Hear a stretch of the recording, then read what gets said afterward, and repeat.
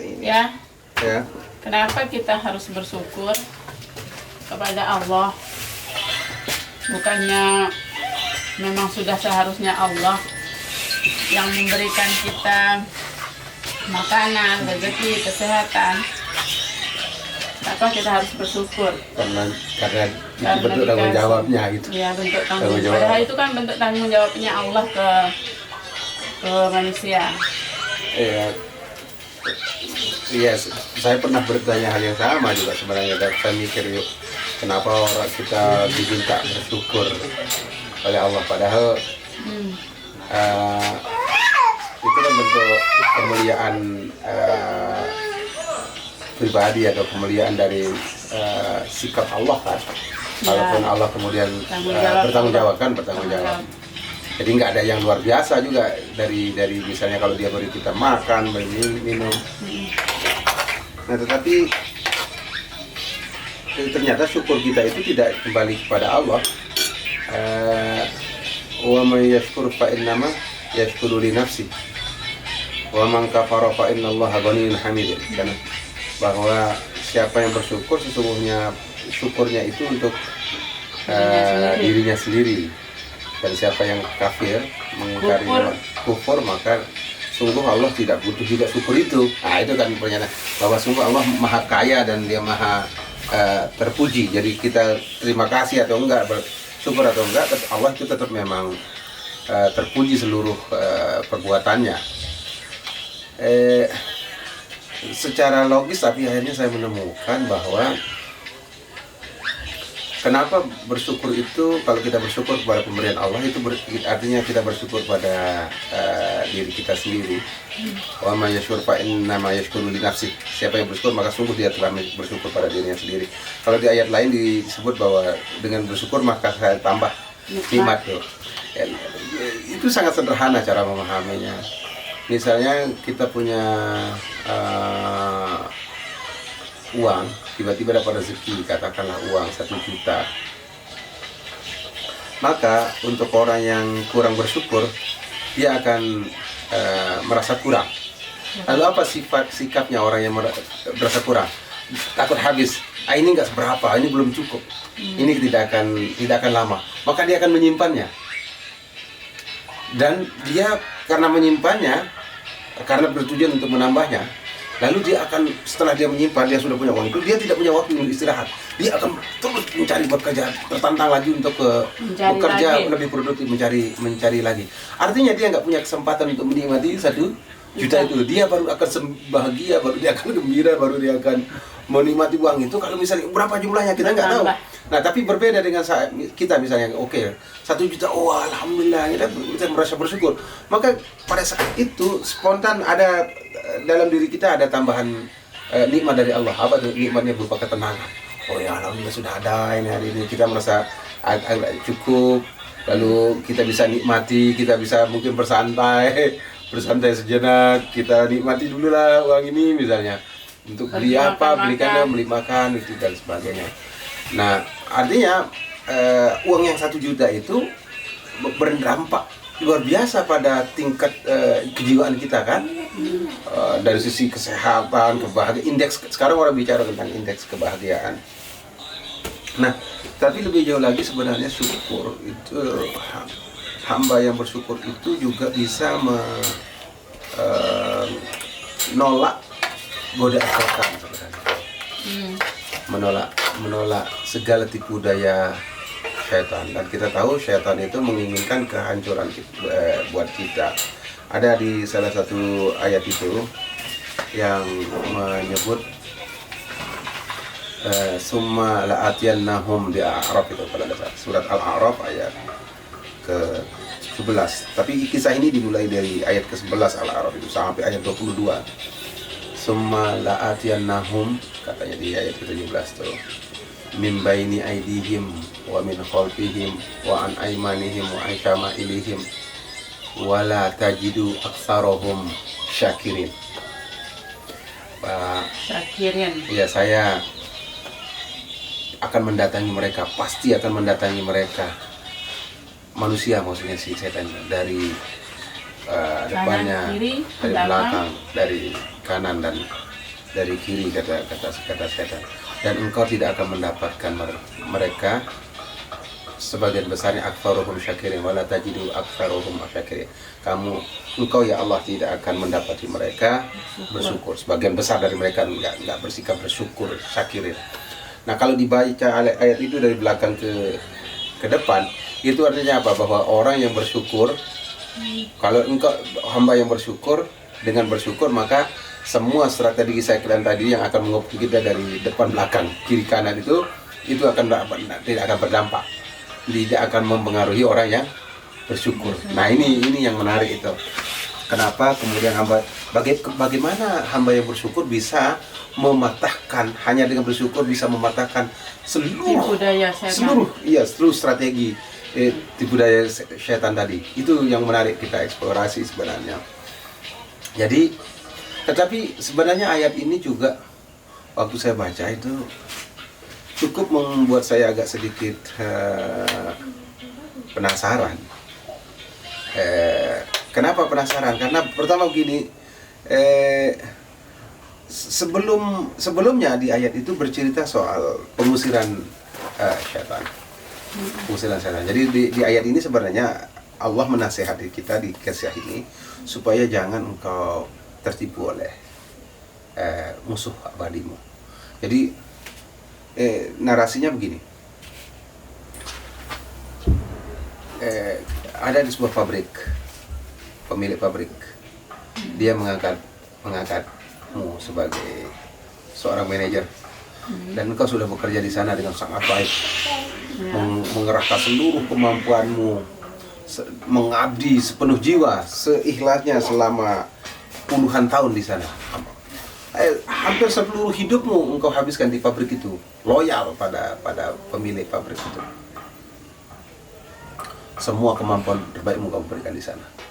Lalu tiba-tiba suatu saat si pemilik pabrik itu tiba-tiba datang, dia perkenalkan seseorang yang masih muda. Anda tidak tahu dia baru lulus nih, baru tamat sarjana. Dia bawa ijazah, tapi kamu sendiri tidak tahu kualitas orang ini apa, kapasitasnya apa. Tapi tiba-tiba pemilik pabrik itu bilang apa? Bu Ainun sini. Perkenalkan, ini namanya Adam. Dia baru lulus, jadi saya akan menggantikan. Posisinya saya gantikan kau ya, katanya. Jadi dia akan mengganti posisi ibu sebagai manajer di sini. Sebagai seorang Ibu Ainun yang sudah bekerja lama itu, gimana perasaanmu? Kaget, sedih, kecewa, marah. Pasti marah juga kan?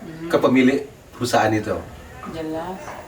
Nah, posisi itu yang dialami oleh setan. Sebelumnya setan adalah makhluk kepercayaan, makhluk orang yang dipuji-puji, bahkan para malaikat kagum sama ibadahnya setan, sama perilaku setan, sampai dia punya makom di atasnya malaikat, diangkat sebagai kepala malaikat karena ibadahnya, kebaikannya. Lalu tiba-tiba Adam datang. Nah, sejak itu kemudian ada permusuhan. Lalu si Adam tadi yang bekerja di pabrik tadi itu, Anda kan sudah diganti sama dia. Yang dilakukan oleh setan apa? Dia mencoba mengganggu supaya dilakukan oleh Ibu Ainun berusaha merusak kepercayaan pemilik itu ke Adam, dengan cara supaya Adam ini kelihatan gagal lah ya kan? Dipecat kayak, atau dia gagal melakukan tugasnya, melakukan pekerjaan. Maka suatu saat kemudian Anda pengaruhi dia, dan tiba-tiba dia betul terpengaruh Adam. Akhirnya pemilik perusahaan bilang, keluar. Kamu juga ikut keluar sana, seperti keluarnya Ibu Ainun, keluar kamu juga dari sini. Lalu waktu dia keluar itu, perbedaannya antara setan dan Adam adalah setan melakukan perlawanan, berbalik mengatakan bahwa banyak hal lah yang dia lakukan. Pertama, dia menyombongkan diri kan. Kan ditanya itu sama Allah, ma manaka antas juda Allah, ma mana'ak alla tasjuda idza amartuk. Apa yang menghalangi engkau sehingga tidak mau bersujud waktu saya perintah? Bersujud kepada Nabi Adam. Ya, jadi dia menolak perintah pemilik pabrik, menolak pemerintah pemilik alam. Lalu apa katanya? Ana khairum minhu, khalaqtani min nar wa khalaqtahu min tin.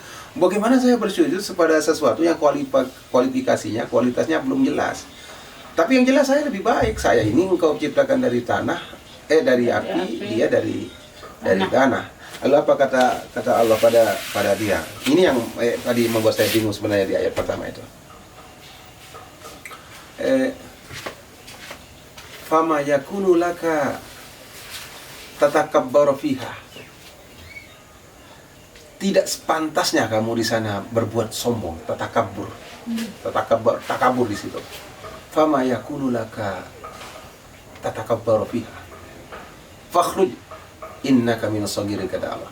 Tidak pantas kamu berbuat sombong di sana. Nah, setelah itu dia dikeluarkan kan. Nah, yang jadi masalah adalah mestinya ketika setan itu ayatnya dilanjutkan, lalu terjadi dialog, dia berdebat sama Allah dan berbalik menyalahkan Allah tuh, si setan ini.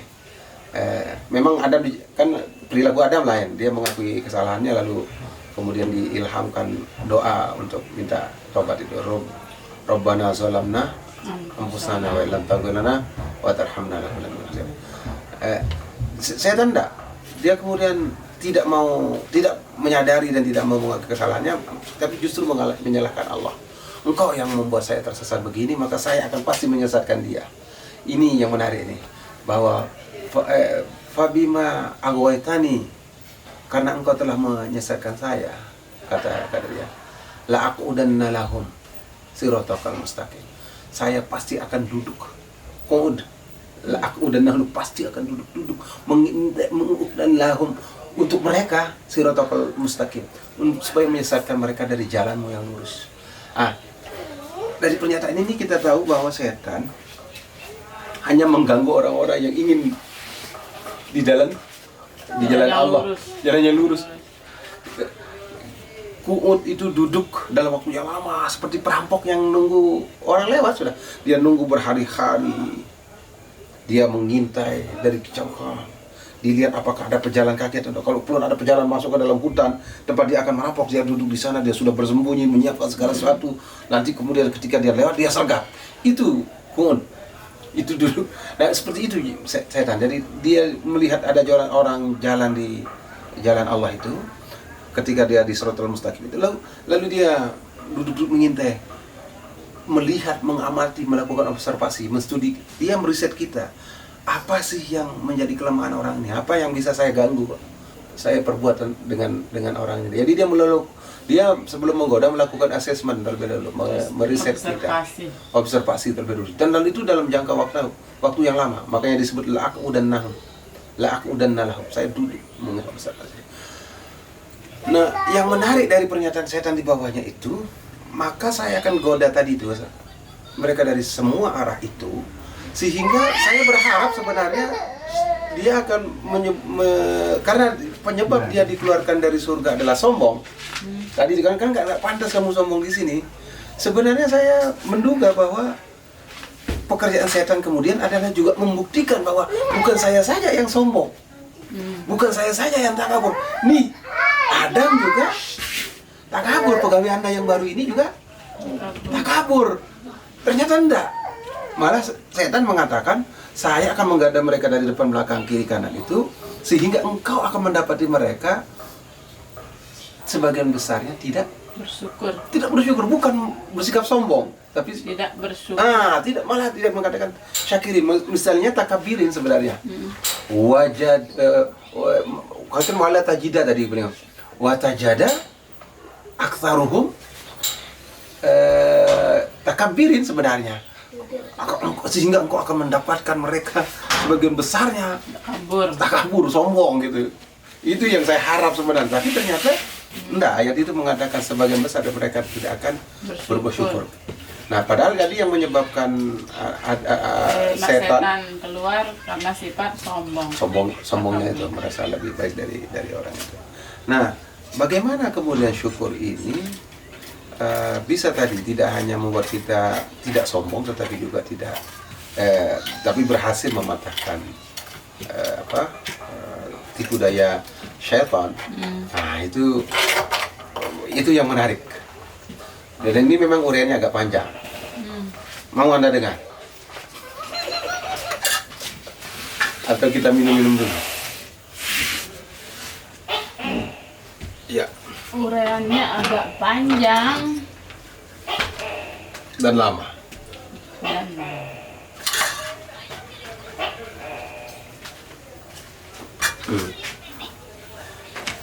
Nah, baik ya. ada satu contoh di dalam Al-Quran tentang hamba yang dicap oleh Allah sebagai orang yang pandai bersyukur. Bersyukur. Yaitu salah satu, dia bukan nabi, tapi diabadikan di dalam Al-Quran. Dia adalah Anak Luqman. dia anak Luqman. Diabadikan menjadi salah satu surat. Dia surat ke-31 Luqman itu, kalau nggak salah. Dia nabi lah Luqman. Bukan nabi. Dia bukan nabi. Apa kata Allah tentang dia? Wa laqad ataina Luqmanan hikmata anushkur lillah. Sungguh kami anugerahkan, berikan kepada Luqman itu Ayo sini. pemahaman hikmah, kemampuan dia, pemahaman dia untuk bersyukur kepada Allah. Lalu yang menarik dari ayat ini, ketika Luqman disebut sebagai hamba yang mampu bersyukur, lalu tiba-tiba Lila tu ambil ada. ayat berikutnya, saya sih berharap sebenarnya ayat itu akan bercerita tentang bagaimana praktik Luqman di dalam bersyukur kepada Allah, sehingga dia dianggap sebagai orang yang bersyukur. Bersyukur. Tahu yang berikutnya yang terjadi di lanjutan wa iz qala Luqmanu libnihi wa huwa ya'izuhu ya bunayya la tusyrik billah. Nah, tadinya saya berharap dari ayat ini kita akan mendapat pemahaman kan bahwa bagaimana sih cara orang bersyukur kepada Allah itu. Tiba-tiba kan Luqman disebut sebagai orang yang pandai bersyukur. Apa yang dilakukan Luqman dalam bersyukur itu dijelaskan oleh Allah sesuatu yang kelihatannya nggak nyambung. Ingatlah ketika Luqman bercakap-cakap memberikan nasihat terhadap anaknya. Apa percakapannya? Ya bunaya, la tusyrik billah. Hai anakku yang tercinta, jangan syirikatkan, jangan sekutukan Allah. Inna syirka la zulmun azim. Sungguh syirik itu perbuatan yang sangat besar, dosa yang luar biasa besarnya. Lalu lebih membingungkan lagi, dia melompat setelah dia bicara tentang tauhid tadi, harus mengesahkan Allah.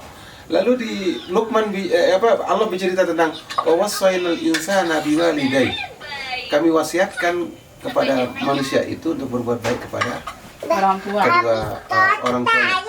Hamalathu ummuhu wahnan ala wahni wa fisaluhu fi amain anishkurli wa liwalidayka ilayyal masir.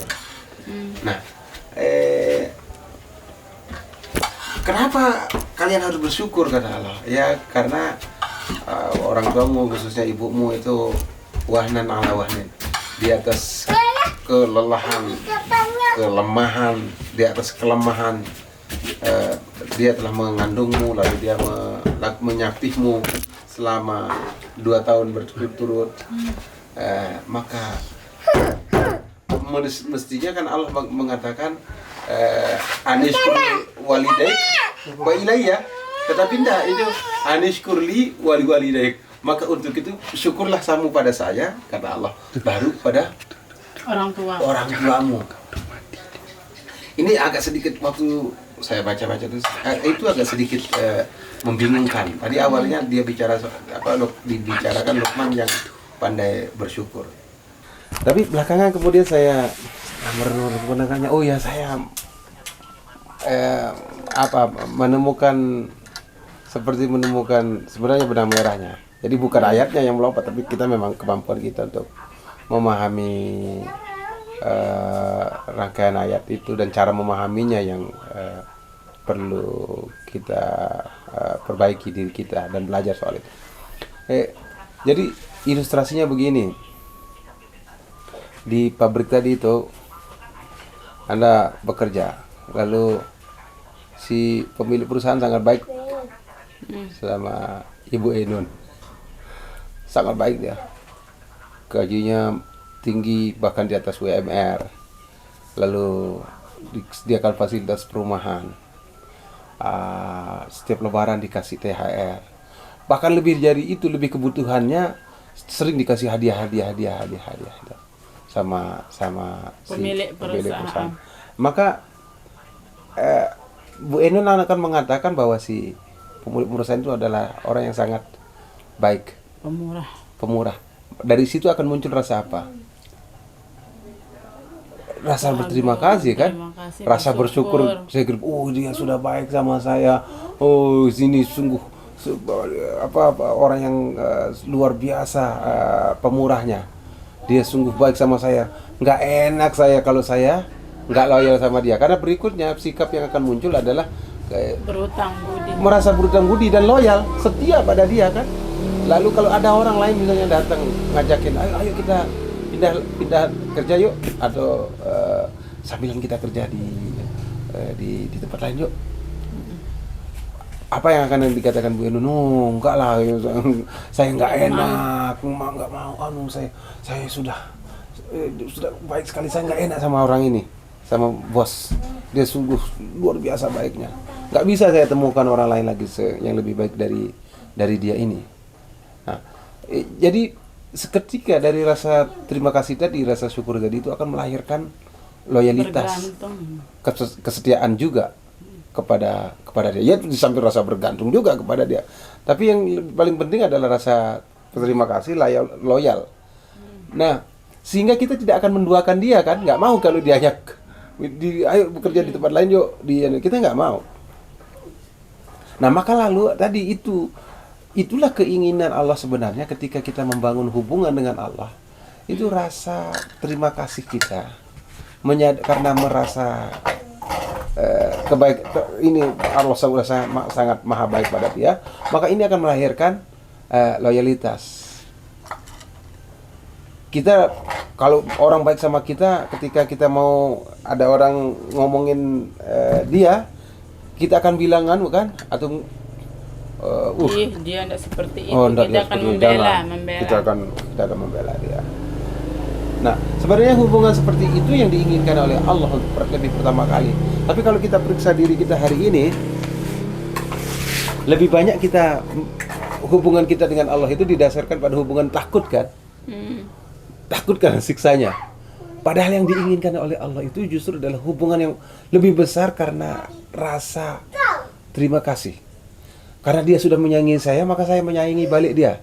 Karena dia sudah menghormati saya menghormati Allah. Karena dia sudah memuliakan saya, maka kita layak untuk memuliakan Allah. Timbal balik seperti itu, rasa terima kasih itu yang karena kita menyadari kebaikan Allah. Makanya di dalam surat Al-Fatihah itu disebut kata Ar-Rahman, Ar-Rahim terlebih dulu, baru baru kata Maliki Yaumiddin. Kamu harus menyadari bahwa Allah itu Rahman, dia maha penyayang, Rahim, dia maha pengasih. Baru kemudian tapi dia Maliki Yaumiddin, tapi dia juga puasa di hari pembalasan. Ini kalau kita pikirkan dengan baik, ini sangat keseimbangan luar biasa itu. Bayangkan, alhamdulillahirabbil alamin. Tuhan itu meskipun dia menguasai seluruh alam di bawah telapak kakinya dia, tetapi dia adalah zat yang pemurah dan penyayang. Tapi jangan lupa, meskipun pemurah dan penyayang, jangan salah sangka, jangan kamu sepelekan. Karena dia juga penguasa hari pembalasan. Nanti kamu juga akan dibalas kalau kamu menyalahgunakan Rahman Rahim. Karena apa? Kalau Rahman Rahim saja tidak diikuti dengan Maliki Yaumiddin, manusia punya potensi untuk menyalahgunakan kasih sayang Allah itu. Contoh kecil ya, misalnya sama anakmu, karena kamu sangat-sangat sayang pada anak, maka suatu saat dia jangan keluar kalau siang ya, bubuk siang ya. Suatu saat anak itu tahu engkau menyayangi dia. Lalu dia berpikir nggak mungkin saya dimarahi sama mama saya. Dia sangat sayang sama saya. Pada hari pertama dia akan ngetes. Dia main di dalam rumah. Oh, kenapa enggak bobo? Saya nggak keluar rumah kok. Saya hanya enggak bobo siang. Saya hanya main di dalam. Tapi saya hanya main di dalam rumah, nggak keluar rumah. Saya nggak bobo siang. Cuman main aja dalam rumah. Tadi pada perintahnya apa? Kamu kalau siang jangan main, bobo siang gitu. Karena pada hari pertama kita tidak tegur, kita hanya lihat saja. Maka hari kedua apa yang akan terjadi? Lagi mengulangi yang lebih. Dia akan coba buka pintu tuh. Keluar sebentar, lalu masuk lagi. Dia akan lihat kita, kamu senyum aja. Ternyata mama saya tidak marah. Maka hari ketiga apa? Dia akan keluar pagar, main di luar. Lalu pulang sebentar. Kita senyumnya, kita baik. Anak kita, enggak mungkin dia saya dimarah. Mama saya. Maka besoknya, setelah itu dia akan main kemana-mana dan tidak akan pernah melaksanakan perintahmu yang bobo siang tadi itu. Nah itulah tadi, kalau Allah hanya mengatakan Ar-Rahman Ar-Rahim saja, dia sangat maha baik, tapi tidak menegakkan aturan itu, maka potensi korup dari manusia itu yang akan merusak tadi itu. Dia menyalahgunakan kepercayaan Allah, mengkorupsi sifat kasih sayang tadi itu. Dia akan menyalahgunakan itu. Makanya penting Malika Yawmiddin. Itu di keseimbangan yang dibikin oleh Allah itu luar biasa itu. Nah, kembali ke ayat surat Al-Luqman tadi itu, ketika kemudian tadi saya disebutkan bahwa tidak mensyirikatkan Allah, tidak berbuat syirik adalah salah satu bentuk syukur. Kan apa? Syukur itu melahirkan rasa terima kasih dan loyal kan, kan?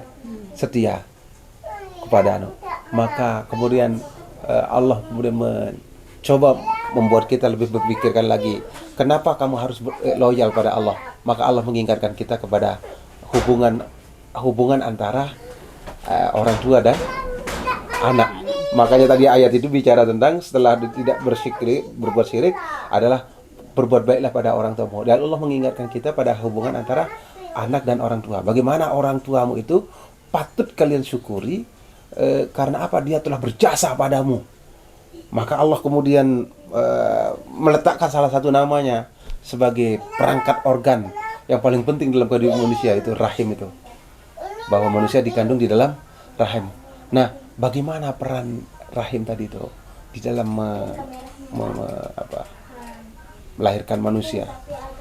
Seorang anak disayangi oleh orang ibunya, padahal ibunya tidak tahu anak ini, belum pernah dia ketemu, dia tidak kenal anak itu. Tetapi kalau dia sedang hamil, ketika tiba-tiba ada suara petir atau ada dia terantuk, ada sesuatu yang berkelebat, ada suara jatuh di atas atap, apa yang dipegangnya pertama kali? Dia menjaga. Bahkan dalam tidurnya dia lindungi anak yang ada dalam perutnya. Seperti itu kasih sayang Allah kepada kita. Maka kasih sayang seperti itulah hendaknya kalian balas gitu, dengan kasih sayang, rasa syukur. Nah, tetapi Allah kemudian mengatakan bahwa itu tidak mungkin dilakukan oleh seorang ibu tanpa izin dari Allah. Makanya syukur itu kepada Allah terlebih dahulu, baru kepada orang tua. Nah, jadi ternyata itu logika yang dibangun di dalam surat Luqman tadi itu. Luqman adalah orang yang pandai bersyukur. Oleh karena rasa syukur itu dia dia pertama kali bersikap loyal, berterima kasih pada Allah. Dia bersikap loyal, setia kepada Allah. Dia tidak mau menyekutukan Allah, tidak menduakan Allah. Nah, kenapa penting begitu? Karena Allah itu sudah sangat baik, lebih baik daripada orang tuamu dibanding dia. Orang tua Allah sudah sangat super baik, bahkan kebaikannya melebihi orang tuamu.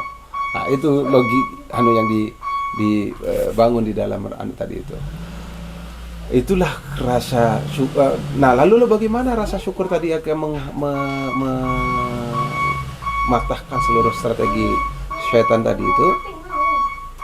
Ya, dengan kita sudah menyadari bahwa Allah sudah sangat maha baik, mencukupi semua kebutuhan kita, melindungi kita, kemudian membantu kita keluar dari masalah-masalah kita. Tentu ketika kita misalnya katakanlah kita sadari ini, apapun strategi setan, ketika mau sombong nih, kamu mau sombong nih dengan hartamu, tapi mobil itu ternyata mobil pinjaman, layak enggak kamu sombong? Ih, gak enak dong, mobil pinjaman. pinjaman. Oke. Setelah itu kamu kasih mobil pinjaman, ada uangnya, duit pinjaman juga. Tiba-tiba mau ke kafe atau mau ke klub atau mau berbuat yang tidak beli sesuatu yang kamu mau pergi ke tempat klub pakai mobil pinjaman. Wah, nggak enak saya. Ini mobil pinjam. Mall. Ya pokoknya pinjaman. dari rasa syukur tadi itu kita bilang, oh nggak enak. Orang sudah baik sama saya masa saya gunakan ke hal-hal yang tidak baik. Nah, seperti itu. Nah, lalu bagaimana cara kita melatih syukur? Cara melatih syukur itu memang perlu dilatih, tetapi juga kita perlu bantuan Allah. Maka salah satu doa yang perlu kita amalkan itu adalah doa yang dibaca oleh Nabi Sulaiman. Itu ada di surat An-Naml ayat 19 itu. Itu baca di kapan saja. Rabbi auzi'ni an ashkura ni'mataka allati an'amta alayya wa ala walidayya wa an a'mala salihan tardahu wa adkhilni bi rahmatika fi ibadika sholihin. Lihat ayat ini. Wa adkhilni bi rahmatika fi ibadika sholihin. Ya Allah, bantulah saya untuk berbuat syukur, mensyukuri nikmatmu yang telah engkau berikan kepadaku dan kepada kedua orang tuaku. Kembali lagi tuh, syukur itu dikaitkan dengan nikmat kita dan nikmat kepada orang tua. Supaya apa? Syukur tadi itu lahir dari rasa kita menyadari kebaikan orang tua kita, kebaikan Allah sama kita. Maka digandingkan lagi itu. Dan wa an a'mala sholihan tardahu, dan untuk supaya saya bisa berbuat soleh, wa aslih li fi zurriyati. Nah, itu di doa yang lain. Ini itu betul ilaika. Nah, itu di surah Al-Ahqaf itu untuk orang yang sudah di umur 40 tahun. Nah, itu bisa termasuk juga bisa dibaca oleh kita. Tetapi sama-sama ini. Kalau yang di doa Sulaiman itu kepada orang tua, tetapi kemudian syukur kepada atas nikmat yang diberikan kepada kita dan kepada orang tua kita. Tetapi kalau yang tadi yang di Al-Ahqaf itu lebih lengkap lagi gitu, supaya kita diperbaiki urusan kita dan anak keturunan kita. Zuriyati. Wa adkhilni bi rahmatika fi ibadika sholihin. Ya Allah, masukkan dalam saya dengan rahmat-Mu ke dalam orang-orang yang soleh, golongan hamba-Mu yang soleh. Nah, ini yang perlu kita quote di situ, bahwa kita bisa masuk sebagai orang yang soleh itu karena rahmat Allah. Jadi bukan karena effort kita, bukan karena usaha. Karena kemampuan kita memang bisa soleh, enggak. Itu karena Allah yang punya keinginan, Allah yang memberikan kita taufik, Allah yang memberikan kita inayah, bantuan, petunjuk, sehingga kita bisa membuat soleh. Dan rahmat itu juga menyangkut soal begini. Jadi kalau ada orang masuk, katanya orang masuk surga itu karena rahmat kan, bukan karena amalmu. Jadi di dalam kehidupan kita sehari-hari, kalau kita jadi guru, jadi apalah misalnya jadi mandor sebuah pekerjaan, mungkin pekerjaan orang ini dia tidak terlalu baik, pekerjaan temboknya nggak terlalu lurus atau anunya enggak. Lalu tapi mandornya melihat ada yang baik pada orang ini. Oh ya, karena dia rajin, tidak pernah tepat waktu. Kalau dia pulang dia tidak seperti yang lain, dia on time ini orang ini. Terus kalau sudah jamnya kerja enggak nunggu rokokan dulu, enggak minum kopi dulu seperti pada tukang-tukang atau pada pekerja-pekerja lainnya sengaja ngulur-ngulur waktu. Tapi dia baik. Pekerjaannya, tapi hasil pekerjaannya kurang baik. Maka atas pertimbangan itu si mandor itu akan mengatakan, oh enggak apa-apa, dia saya promosikan ke sini atau saya gaji dia lebih, karena meskipun pekerjaannya kurang bagus tapi dia baik kok orangnya, dia rajin, disiplin gitu. Nah, itu rahmat, itu bentuk rahmat.